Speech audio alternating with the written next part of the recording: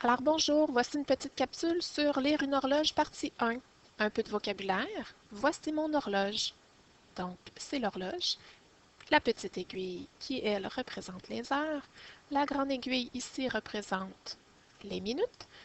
Et souvent, on a une troisième aiguille beaucoup plus longue et qui bouge un petit peu plus rapidement, qu'on appelle la trotteuse et qui va représenter les secondes. Si on parle des heures maintenant, donc tu vois, le cadran est séparé de 1 jusqu'à 12. Il y a deux façons de représenter les heures parce que l'aiguille des heures va faire deux fois le tour. Soit on prend tout le temps les nombres de 1 à 12 et qu'on indique AM à côté pour dire si on est le matin ou PM pour dire si on est en soirée. Donc après-midi jusque tard le soir, on va écrire PM à côté mais en utilisant tout le temps les mêmes nombres.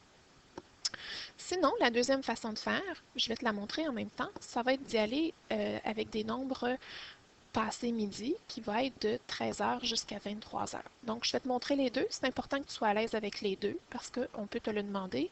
Tu peux avoir à le dire, à le lire ou à répondre à quelqu'un qui te pose une question sur l'heure et qui te dit est-ce qu'il est 23h? Il faut que tu saches répondre. Donc, voici.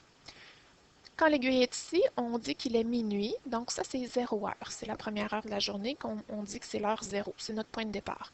Et vers l'heure du dîner, au moment où à peu près tu dînes, souvent, il est midi et on va dire qu'il est 12 heures. Ensuite ici, ça va être 1 heure ou 13 heures. Encore une fois, tu pourrais dire juste 1 heure AM ou 1 heure PM, mais c'est important que tu saches 13 heures et tu auras peut-être à répondre à ça.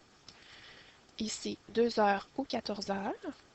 3 heures ou 15 heures, 4 heures ou 16 heures, 5 heures ou 17 heures, 6 heures ou 18 heures, 7 heures ou 19 heures, 8 heures ou 20 heures, 9 heures ou 21 heures, 10 heures ou 22 heures, 11 heures ou 23 heures, et on a fait le tour parce qu'après ça, on revient à notre point de départ qui était midi ou minuit.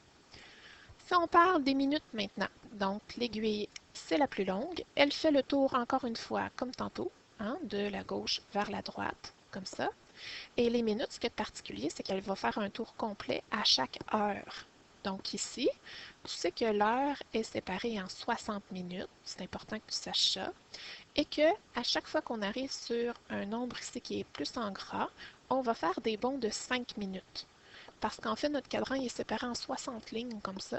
OK? 1, 2, 3, 4, 5. Mais pour t'aider à te repérer plus facilement, parce que tu peux difficilement aller compter chacune des lignes pour savoir on est à combien, bien, ça va être important de te déplacer par bond de 5, puis après ça, d'ajouter le nombre de petites lignes nécessaires pour voir exactement tu es rendu à quelle heure. Aujourd'hui, je te présente simplement les bonds de 5 pour que tu te repères. Donc ici, c'est 0, comme tantôt. 0 heure ou midi, donc 12 heures. Et des fois, on va dire que c'est pile. Il est midi pile, il est 13 heures pile, il est 2 heures pile. Donc, ça veut dire qu'il n'y a pas de minutes. C'est 00. Ici, 5 minutes, 10 minutes, 15 minutes. Ah, attention ici, par exemple, parce que des fois, on va dire qu'il est 1 heure et quart. Et quart, c'est le quart de ton cercle. On reviendra plus tard là-dessus.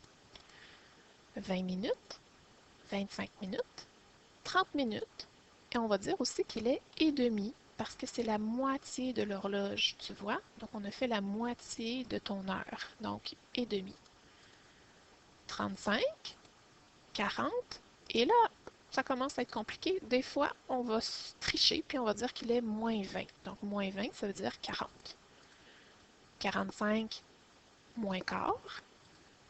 50, moins 10. 55, moins combien ici?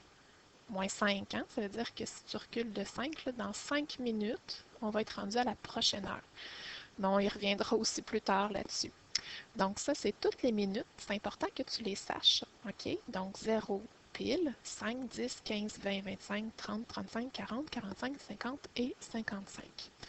Et là, on a les moins 5, moins 10, moins quart et moins 20 qui peuvent s'ajouter, qui sont un petit peu plus compliqués, mais qu'on va y revenir plus tard. Donc ça, c'est important que tu t'en rappelles. OK? Donc, c'était la première capsule, pas très longue, sur lire une horloge, partie 1. Compris?